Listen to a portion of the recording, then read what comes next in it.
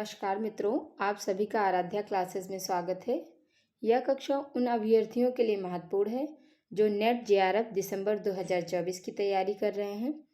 जैसा कि आप सभी जानते हैं कि हम केवीएस मदान की पुस्तक को ऑडियो एवं वीडियो के रूप में पढ़ एवं सुन सकते हैं।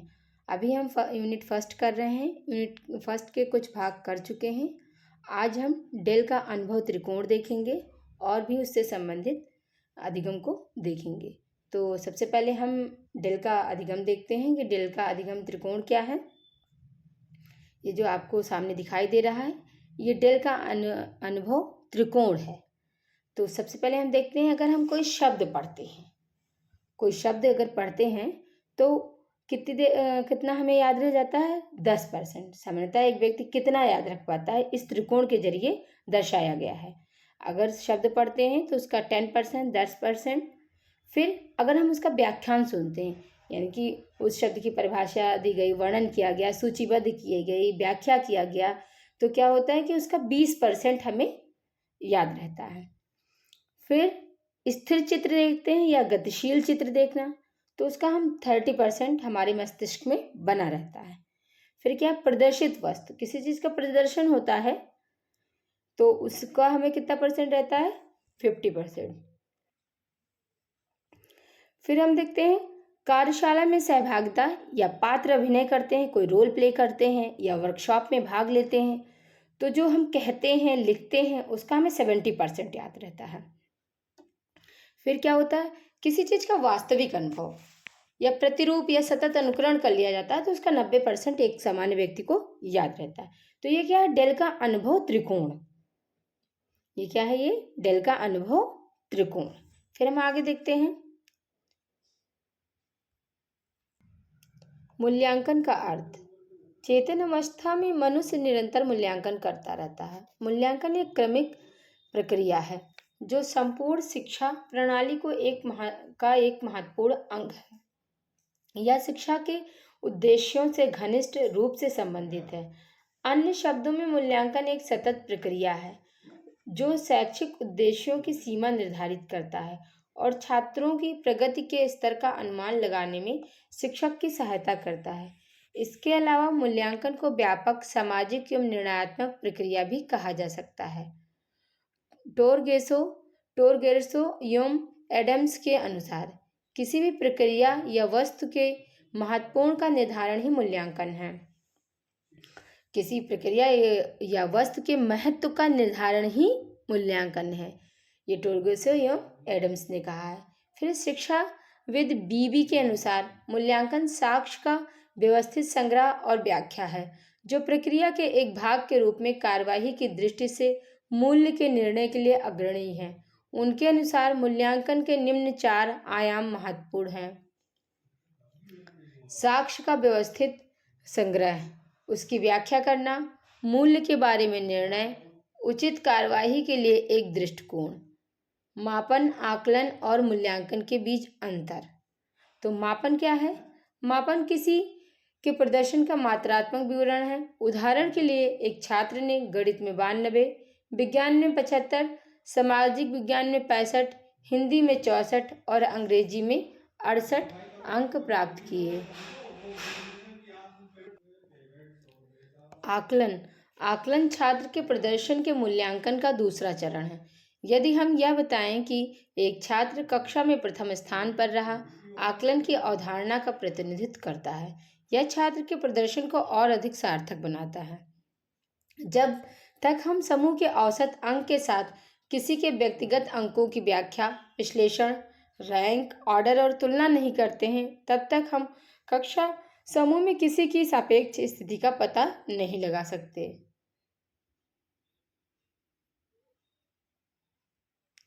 मूल्यांकन।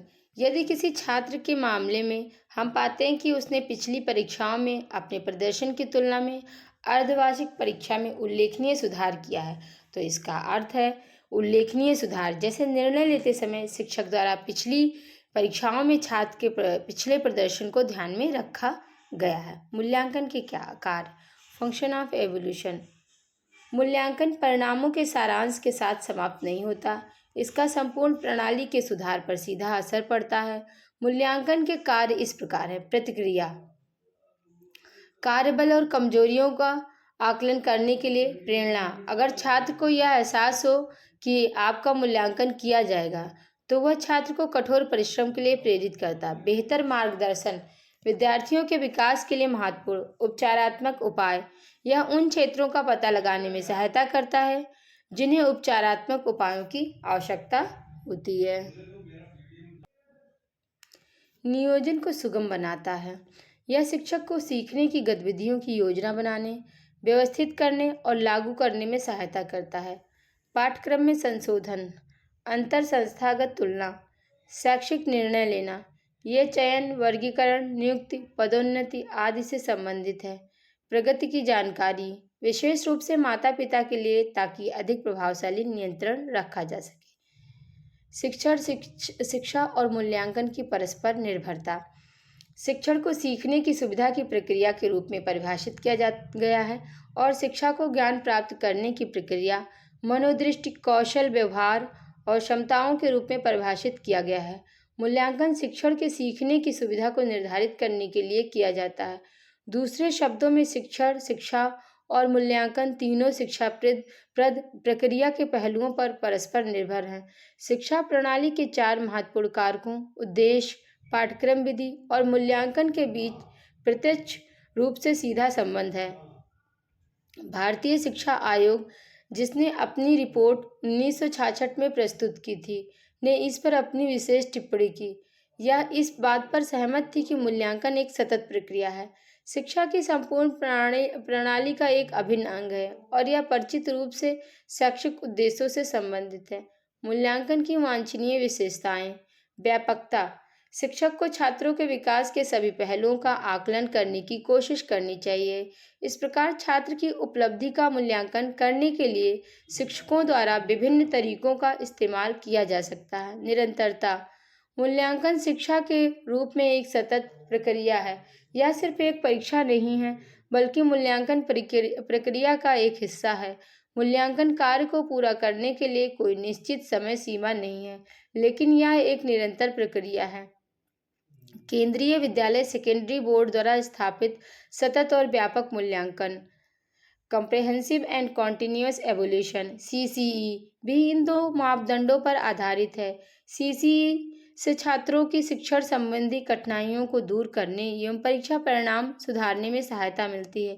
विकल्प आधारित क्रेडिट प्रणाली, choice based credit system, CBCS, 2015 के प्रारंभ में विश्वविद्यालय अनुदान आयोग ने श्रेष्ठ अंतर विषय दृष्टिकोण को प्रोत्साहित करने एवं लचीले विकल्प प्रदान करने के उद्देश्य से विकल्प आधारित क्रेडिट प्रणाली को आरंभ किया। इस सुधार के अंतर्गत 1 से 10 सूत्री पैमाने पर आधारित एक मानकीकृत मूल्यांकन और ग्रेडिंग योजना की शुरुआत की गई। CBCS छात्रों को मूल, वैकल्पिक, अमुख्य या कौशल आधारित पाठ्यक्रम सम्मिलित करने का एक अवसर प्रदान करता है। यह पाठ्यक्रम ग्रेडिंग प्रणाली पर आधारित है, जो पारंपरिक अंक प्रणाली से बेहतर मानी जाती है। इससे छात्रों को न केवल भारत के भीतर स्थित संस्थाओं में स्थानांतरित करना सरल होगा, अपितु देश के बाहर भी उनके स्थानांतरण की संभावनाएं बढ़ेंगी।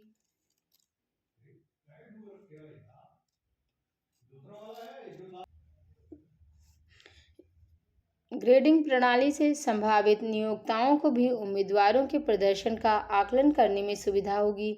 यूजीसी ने मूल्यांकन प्रणाली में एक रूपता लाने और संचयी ग्रेड पॉइंट औसत, cumulative grade point average, CGPA पर आधारित मूल्यांकन के लिए दिशा निर्देश जारी किए हैं। विकल्प आधारित क्रेडिट प्रणाली के लाभ।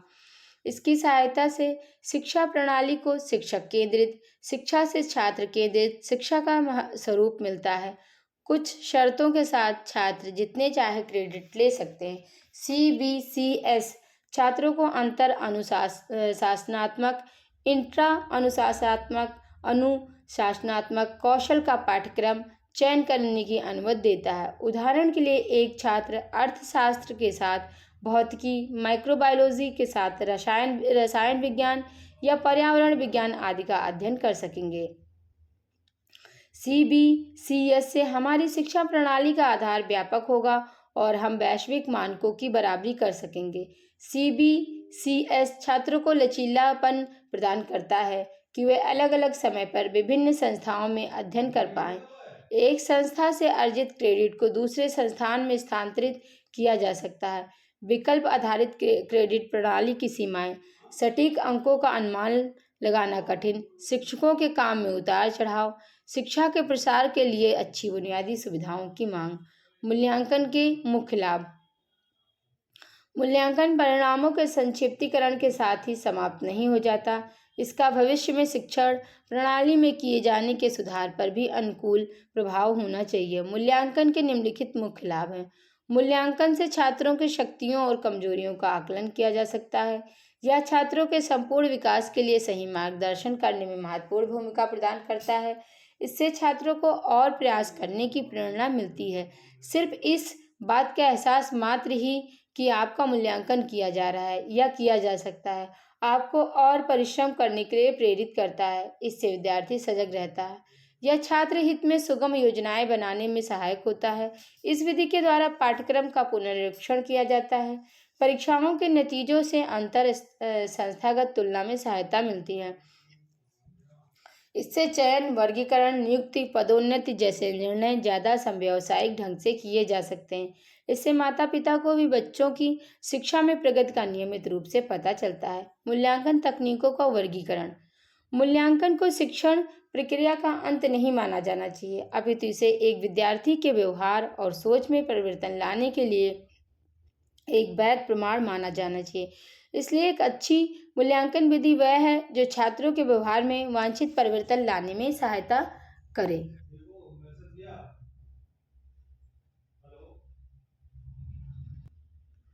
इसे परिमाणात्मक और गुणात्मक तकनीक के रूप में वर्गीकृत किया जा सकता है। परिमाणात्मक तकनीकें, क्वांटिटेटिव टेक्निक्स। लिखित परीक्षा, इसे कागज पेंसिल परीक्षण के रूप में भी जाना जाता है। इस तकनीक में प्रश्नों के निर्देशों के अनुसार उत्तर लिखे जाते हैं। मौखिक परीक्षा, यह परीक्षा लिखित परीक्षा की पूरक होती है। उदाहरण के लिए पढ़ने की क्षमता का परीक्षण, उच्चारण और मौखिक परीक्षा। व्यवहारिक परीक्षा, यह परीक्षा छात्रों के प्रयोगात्मक एवं क्रिया कौशल परीक्षण के लिए आवश्यक होती है। यह विशेष रूप से विज्ञान, प्रौद्योगिकी, कृषि, शिल्प और संगीत विषयों से संबंधित होती है। गुणात्मक तकनीकें। अवलोकन और साक्षात्कार। अवलोकन का उपयोग नियंत्रित और अनियंत्रित परिस्थितियों में छात्रों के व्यवहार का मूल्यांकन करने के लिए किया जाता है। कई परिस्थितियों में साक्षात्कार को भी बेहतर माना गया है, क्योंकि आमतौर पर छात्र सीखने के बजाय बात करने में अधिक इच्छुक होते हैं। जांच सूची। जांच सूची वह उपकरण है जिसे छात्रों की व्यवहार प्रवृत्तियों के बारे में प्रमाण इकट्ठा करने और रिकॉर्डिंग के लिए प्रयोग किया जाता है। क्रम निर्धारण पैमाना, रेटिंग स्केल। यह विधि स्थिति, वस्तु या चरित्र के बारे में राय या निर्णय की अभिव्यक्ति से संबंधित होती है। क्रम निर्धारण पैमाना एक ऐसा उपकरण है जिसके द्वारा निर्णय की मात्रा निर्धारित की जा सकती है।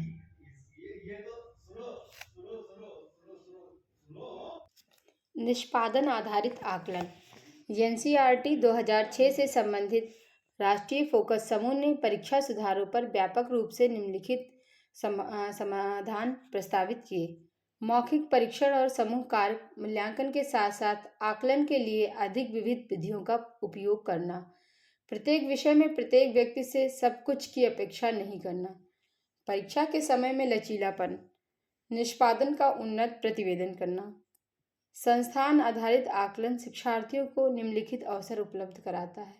शिक्षण अधिगम प्रक्रिया में सक्रिय रूप से भाग लेना, उनकी विवेचनात्मक सोच और समस्या समाधान कौशलों को विकसित करना, सीखने के लिए प्रोत्साहित होना और कार्य के अपने निष्पादन में उत्कृष्ट होना, क्योंकि वे अपने स्वयं के विचारों और सृजनात्मकता का सृजन करने और उपयोग करने के लिए स्वतंत्र हैं। इनको निम्न चित्र की सहायता से दर्शाया गया है।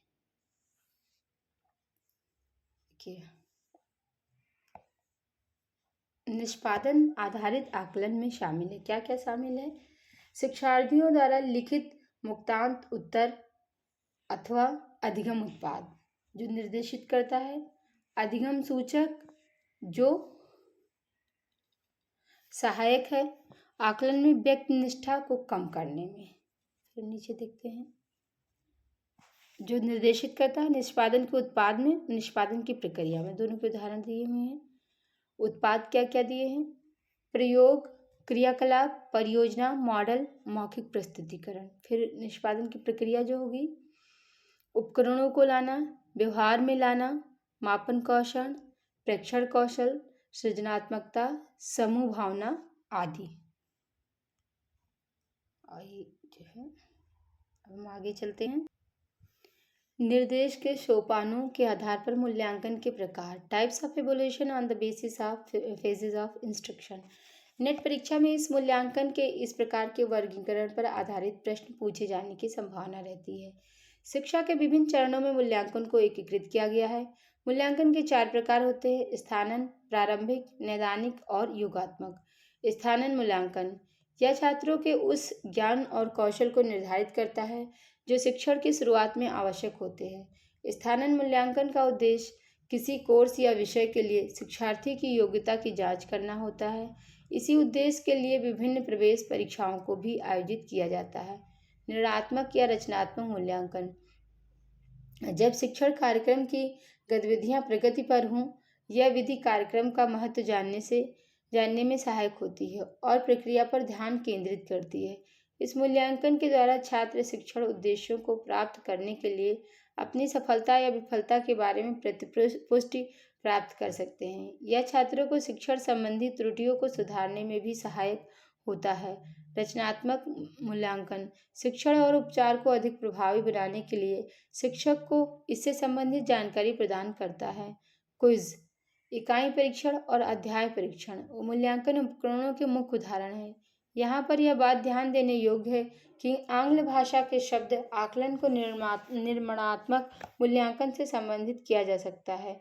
नैदानिक मूल्यांकन, डायग्नोस्टिक इवोल्यूशन। रचनात्मक मूल्यांकन छात्रों को सीखने के लक्ष्यों को पूरा करने की सीमा निर्धारित करता है। नैदानिक मूल्यांकन इससे एक कदम आगे की प्रक्रिया होती है जिसमें छात्रों को शिक्षण संबंधी समस्याओं का स्पष्टीकरण प्रदान करने की कोशिश की जाती है। इस प्रकार ये परीक्षण काफ़ी व्यापक और विस्तृत होते हैं। योगात्मक मूल्यांकन इस मूल्यांकन को बाह्य मूल्यांकन भी कहा जाता है। योगात्मक मूल्यांकन कार्यक्रम की गतिविधियों के अंत में कार्यक्रम का महत्व जानने की एक विधि है। यह मूल्यांकन परिणामों पर केंद्रित होती है। योगात्मक मूल्यांकन में आमतौर पर मौखिक रिपोर्ट, परियोजनाओं, लिखित परीक्षाओं और शिक्षक जनित आंतरिक मूल्यांकन को समावेशित किया जाता है। इससे यह भी पता चलता है कि छात्र कैसे संतोषजनक एवं अच्छे तरीके से शिक्षण उद्देश्यों को पूरा करते हैं। आंग्ल भाषा के शब्द निर्धारण को योगात्मक मूल्यांकन से संबंधित किया जा सकता है। आंग्ल भाषा के शब्द एवोल्यूशन क्या है?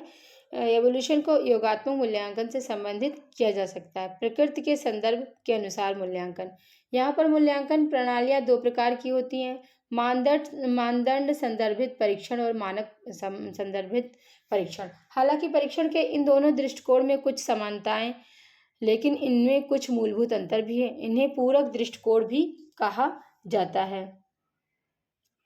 मानदंड संदर्भित मूल्यांकन ग्लेसर ने वर्ष 1963 में प्रदर्शन सातत्य पर शिक्षार्थी की उपलब्धि का वर्णन करने के लिए पहली बार मानदंड संदर्भ परीक्षण शब्द का उपयोग किया। हम निम्नलिखित कथनों पर विचार कर सकते हैं। अमित ने गणित में 95 या 95% अंक प्राप्त किए। अक्षित की टाइपिंग स्पीड 58 शब्द प्रति मिनट है। किसी व्यक्ति की स्थिति का पता लगाने के लिए एक मानदंड संदर्भित परीक्षण का मुख्य रूप से उपयोग किया जाता है। समूह के अन्य सदस्यों के प्रदर्शन का इसमें कोई संदर्भ नहीं रहता है। इस प्रकार मानदंड संदर्भित मूल्यांकन एक व्यक्ति की स्थिति को विशुद्ध रूप से परिभाषित मानदंड व्यवहार के संदर्भ में निर्धारित करता है। यहाँ अधिगम के परिभाषित परिणाम मानदंड संदर्भ परीक्षण की सहायता से स्पष्ट रूप से सामने आते हैं। मानदंड संदर्भ परीक्षण की सफलता उपलब्धि के सभी परिभाषित स्तरों के चित्रण में निहित है। यह शिक्षण उद्देश्यों के संदर्भ में अधिक निर्दिष्ट होते हैं। यह मुख्य उद्देश्य से भी अधिक संबंधित यानी ऑब्जेक्टिव होते हैं। इसे वस्तुनिष्ठ आधारित परीक्षण भी कहा जाता है। इसमें छात्रों के मध्य व्यवहार परिवर्तन के संदर्भ में उद्देश्यों का मूल्यांकन भी किया जाता है। हीवली हिवेली और मिलमैन ने वर्ष 1974 में कार्य क्षेत्र संदर्भित जैसे नए शब्द का सुझाव दिया, जिसका एक व्यापक अर्थ है मानदंड संदर्भित परीक्षण या एक से अधिक मूल्यांकन कार्य क्षेत्र का मापन करने में सक्षम होना। मानक संदर्भित मूल्यांकन इस परीक्षण में किसी व्यक्ति की शैक्षिक स्थिति या अभियोग्यता की तुलना अन्य व्यक्तियों की शैक्षणिक स्थितियों से की जाती है। इसका उपयोग मुख्य तौर पर प्रतियोगी परीक्षाओं में किया जाता है। हम यह तुलनात्मक परीक्षण समान प्रश्न जानकारी के आधार पर कर सकते हैं। ये परीक्षण सरल और कठिन दोनों प्रकार के हो सकते हैं। हम निम्नलिखित कथनों पर विचार कर सकते हैं। अमित गणित की परीक्षा में तीसरे स्थान पर रहा। राजेश ने 98 परसेंटाइल प्राप्त किया, जिसका अर्थ है कि वह केवल 2% उम्मीदवारों ने उससे बेहतर अंक प्राप्त किए। इसका उपयोग कैट में, IIM में और भारत के कुछ अन्य शीर्ष संस्थानों में प्रवेश के लिए किया जाता है। उद्देश्य के आधार पर मूल्यांकन परीक्षणों के प्रकार। प्रयोजन विशिष्ट श्रेणी में मूल्यांकन के उद्देश्य को प्राप्त करने के लिए रूपांकित किए गए परीक्षण सम्मिलित है। सामान्य तौर पर इस श्रेणी में 4 परीक्षण प्रकारों की पहचान की जाती है। आइए हम इनमें से प्रत्येक की विशेषताओं को संक्षेप में प्रस्तुत करें। नैदानिक परीक्षण। यह परीक्षण मुख्य रूप से हमें अधिगम के क्षेत्र की पहचान कराने में सहायता करते हैं, जिसमें एक शिक्षार्थी के एक उपचारात्मक पाठ्यक्रम की आवश्यकता होती है। यह हमें इस बात की रूपरेखा भी प्रदान करते हैं कि शिक्षार्थी क्या जानता है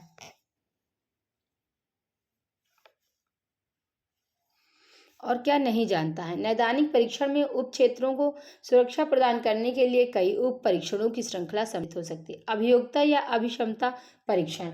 योग्यता परीक्षण मूल रूप से एक भविष्य कहने वाला कार्य करते हैं। वे हमें संभावित प्रतिमाओं, भावों और वांछनीय विशेषताओं की पहचान करने में सहायता करते हैं, जो किसी विशिष्ट कार्य को करने के लिए सक्षम होने के लिए आवश्यक है। इन परीक्षणों का उपयोग आमतौर पर विशेष पाठ्यक्रमों के लिए लोगों का चयन करते समय किया जाता है। उपलब्धि परीक्षण। जैसा कि नाम से संकेत मिलता है, ऐसे परीक्षणों का उद्देश्य यह मापना है कि किसी पाठ्यक्रम के उद्देश्य को किसी सीमा तक प्राप्त किया जाता है। अंततः पाठ्यक्रम परीक्षा को उपलब्धि परीक्षण के उदाहरण के रूप में लिया जा सकता है। प्रवीणता परीक्षण। इन परीक्षणों का मुख्य उद्देश्य एक निश्चित समय में किसी व्यक्ति की सामान्य क्षमता का आकलन करना है। उनका दायरा एक उचित अपवाद द्वारा नियंत्रित होता है।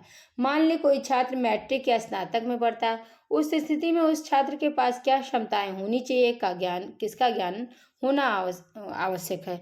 मूल्यांकन की श्रेणी निर्धारण प्रणाली। Grading system of evolution. Grade शब्द लैटिन शब्द ग्रेड से लिया गया है, जिसका अर्थ है पद चिन्ह। शैक्षिक माप में श्रेणी निर्धारण छात्रों की उपलब्धि के स्तर को संप्रेषित करने के लिए इसमें प्रतीकों के एक संग्रह का उपयोग सम्मिलित है। श्रेणी निर्धारण के प्रकार। Types of grading. प्रत्यक्ष श्रेणी निर्धारण में किसी व्यक्ति द्वारा प्रदर्शित प्रदर्शन का मूल्यांकन गुणात्मक रूप से किया जाता है और परीक्षक द्वारा प्राप्त किए गए प्रभाव को सीधे लेटर ग्रेड के रूप में व्यक्त किया जाता है। प्रत्यक्ष श्रेणी निर्धारण का लाभ ये भी है कि यह अंतर परीक्षक परिवर्तनशीलता को कम करता है और इसके अलावा अप्रत्यक्ष श्रेणी निर्धारण की तुलना में इसका उपयोग करना आसान है। प्रत्यक्ष श्रेणी निर्धारण में पारदर्शिता का अभाव भी बना रहता है। अप्रत्यक्ष श्रेणी निर्धारण। इस पद्धति में एक परीक्षार्थी के प्रदर्शन का मूल्यांकन पहले अंकों के संदर्भ में किया जाता है और बाद में विभिन्न तरीकों का उपयोग करके इसे अक्षर स्नातक में बदल दिया जाता है। यह परिवर्तन पूर्व श्रेणी निर्धारण और सापेक्ष श्रेणी निर्धारण दोनों के संदर्भ में किया जा सकता है, जैसा कि इसकी चर्चा निम्न रूप से की गई है। निरंकुश श्रेणी निर्धारण। निरंकुश श्रेणी निर्धारण मूल्यांकन की एक पारंपरिक प्रविधि है। यह एक पूर्व निर्धारित मानक पर आधारित है, जो छात्रों के प्रदर्शन के आकलन के लिए एक संदर्भ बिंदु माना जाता है। इसमें किसी विषय में अंकों के वितरण की परवाह किए बिना अंकों को सीधे ग्रेड में बदलना सम्मिलित होता है। उदाहरण के लिए, छात्रों का 5 समूह में वर्गीकरण। विशिष्टता 75 और या उससे अधिक। प्रथम श्रेणी 60 से 75 के बीच। द्वितीय श्रेणी 45 से 60 के बीच। तृतीय श्रेणी 33 से 45 के बीच। असंतोषजनक 33 से कम। सापेक्ष श्रेणी निर्धारण। Relative grading. सापेक्ष श्रेणी निर्धारण सामान्य तौर पर सार्वजनिक परीक्षा में प्रयोग की जाती है। इस प्रणाली में एक छात्र का ग्रेड केवल उसके प्रदर्शन से नहीं बल्कि समूह के प्रदर्शन से तय होता है। इस प्रकार की ग्रेडिंग को लोकप्रिय रूप से जाना जाता है ग्रेडिंग ऑन द कर्व के रूप में जाना जाता है। चुनाव आधारित क्रेडिट प्रणाली की रूपरेखा। Core course.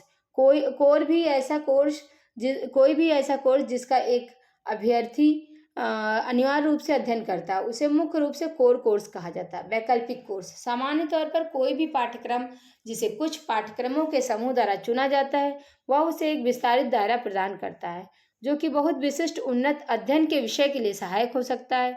तो ऐसा अनुशासन या विषय एक वैकल्पिक पाठ्यक्रम कहलाता है। अनुशासन विशिष्ट वैकल्पिक पाठ्यक्रम। कुछ कोर्स मुख्य अध्ययन या अनुशासन द्वारा प्रस्तुत किए जाते हैं। यह वैकल्पिक पाठ्यक्रम को अनुशासन विशिष्ट वैकल्पिक के रूप में संदर्भित करता है। विश्वविद्यालय संस्थान अंतः विषय प्रकृति के अनुशासन से संबंधित वैकल्पिक पाठ्यक्रम भी प्रदान कर सकते हैं। निबंध परियोजना। एक शिक्षक या संकाय सदस्य के परामर्श से विशेष उन्नत ज्ञान प्राप्त करने के लिए अभिकल्प किया गया वैकल्पिक पाठ्यक्रम शोध निबंध कहलाता है। सामान्य ऐच्छिक पाठ्यक्रम। जेनरिक इलेक्टिव कोर्स और जीई कोर्स। समान तौर पर एक असंबंधित अनुशासन विषय से चुना गया वैकल्पिक पाठ्यक्रम समान वैकल्पिक कहलाता है। योग्यता वृद्धि पाठ्यक्रम। ये दो प्रकार का हो सकता है। योग्यता वृद्धि अनिवार्य पाठ्यक्रम और कौशल वृद्धि पाठ्यक्रम। एईसी पाठ्यक्रम उस सामग्री पर आधारित होते हैं जो ज्ञान वृद्धि की ओर ले जाते हैं। कौशल वृद्धि पाठ्यक्रम एसईसी को पाठ्यक्रमों के पूल से चुना जा सकता है। फिर कंप्यूटर आधारित सीबीटी शैक्षणिक विधियों में परिवर्तन के लिए उत्प्रेरक प्रतीत है। यह शिक्षण संस्थानों में अधिगम शिक्षा शास्त्र पाठ्यक्रम में पूर्ण रूप से परिवर्तन लाता है। सेटिंग कंप्यूटर आधारित पेपर आधारित परीक्षण दोनों का आधार है।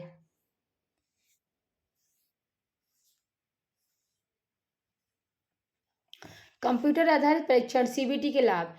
एकाधिक बार परीक्षण के अवसर डेटा समृद्ध परिणाम अभ्यर्थी की पहुंच बढ़ाना सुव्यवस्थित पद्धति। सीबीटी निम्न प्रकार की है। रैखिक परीक्षण लीनियर टेस्ट है। इसमें एक पूर्ण लंबाई वाली परीक्षा सम्मिलित होती है जिसमें कंप्यूटर व्यक्तियों के प्रदर्शन स्तर पर विचार किए बिना विभिन्न प्रश्नों का चयन करता है। अनुकूली परीक्षण।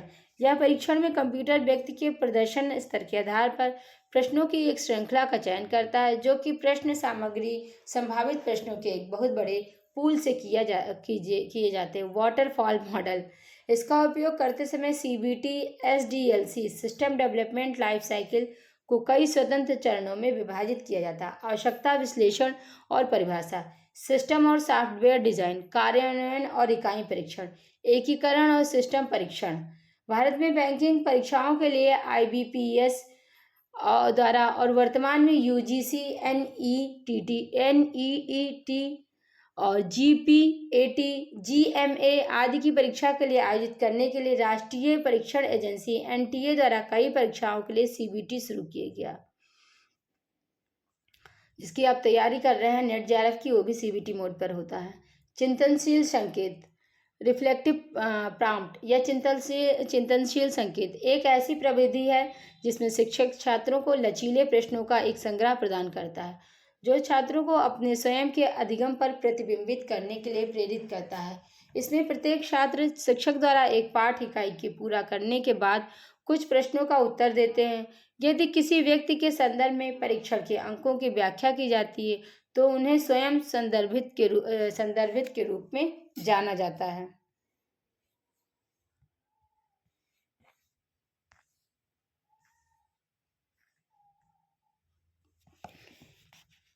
नीचे एक शिक्षक द्वारा की गई कुछ गतिविधियों को सूचीबद्ध किया गया है। कौन सी गतिविधियां रचनात्मक मूल्यांकन की प्रकृति हैं?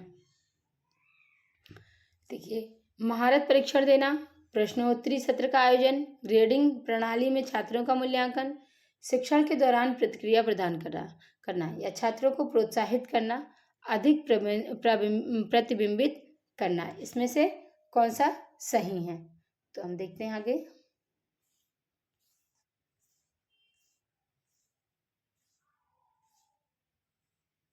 सी दिया है BDE, तो बी क्या है?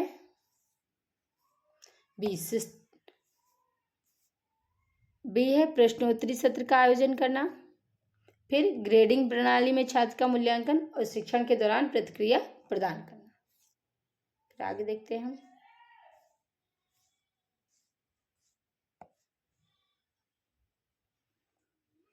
फिर निम्नलिखित में से कौन सा अधिकतम प्रदर्शन परीक्षण का एक उदाहरण है? अभिक्षमता परीक्षण। कक्षा में छात्र व्यवहार नियंत्रण के लिए महत्वपूर्ण सुझाव। समूह व्यवहार को नियंत्रित करना शिक्षक के लिए काफ़ी चुनौतीपूर्ण कार्य है। भौतिक वातावरण से परे कक्षा के वातावरण में सामाजिक और भावनात्मक पहलू भी सक्रिय रूप में समाविष्ट हैं।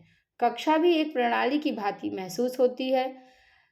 छात्र भी ऐसे वातावरण में पनपते हैं जहां वह सुरक्षित और सम्मानित महसूस करते हैं। विद्यार्थी और शिक्षक शिक्षण उद्देश्यों की प्राप्ति में समान रूप से विश्वास रखते हैं। शिक्षा संस्थानों के मुख्य अध्यापक एवं प्रबंधक इसके लिए उचित पहल करें। यह निश्चित रूप से सदैव से शिक्षकों के लिए एक आसान कार्य नहीं है, परंतु कई सकारात्मक रणनीतियां हैं जो शिक्षा के लिए उचित पर्यावरण को संरचित करने में सहायक होती हैं। शिक्षक की कक्षा में प्रारंभिक सत्र में आवृत्ति और कार्य भविष्य के लिए कक्षा की रूपरेखा तैयार करते हैं। नेट परीक्षा में कक्षा में अनुशासनहीनता और इसके समाधान से संबंधित अनेक प्रश्न बार बार पूछे गए हैं। ऐसे प्रश्नों का उत्तर देने के लिए मनोवैज्ञानिक पहलुओं का ध्यान रखना चाहिए। यहाँ मूलतः शिक्षण कार्य चातुर से संबंधित है। इसमें शिक्षक को एक बात का विशेष ध्यान रखना होता है कि शिक्षार्थियों की भावना या वे शारीरिक रूप से चोटिल ना हो।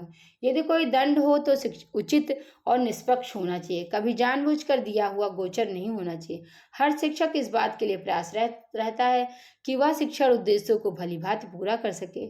उसकी व्यक्तिगत प्रतिष्ठा भी दांव पर रहती है। फिर भी कई बार अनुशासनहीनता की स्थिति उत्पन्न हो जाती है।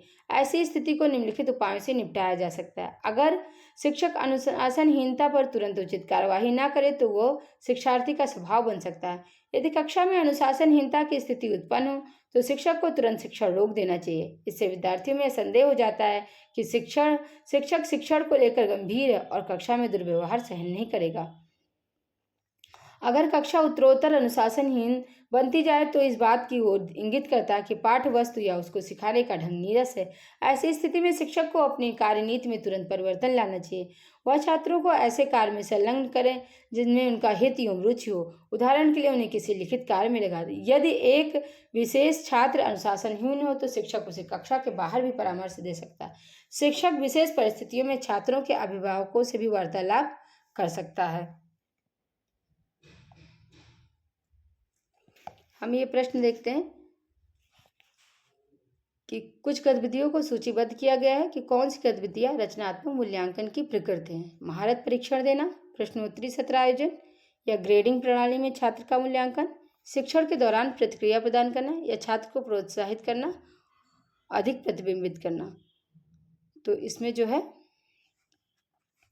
हमारा क्या क्या सही है? प्रश्नोत्तरी सत्र का आयोजन करना और शिक्षण के दौरान प्रतिक्रिया प्रदान करना, छात्र को प्रोत्साहित करना और अधिक प्रतिबिंबित करना। सी ऑप्शन हमारा सही रहेगा।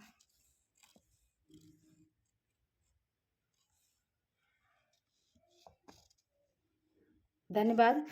यदि आपको कक्षा अच्छी लगे तो इसे आगे बढ़ाइए, फॉरवर्ड कीजिए, लाइक कीजिए। Thank you. मिलते हैं अगली क्लास में।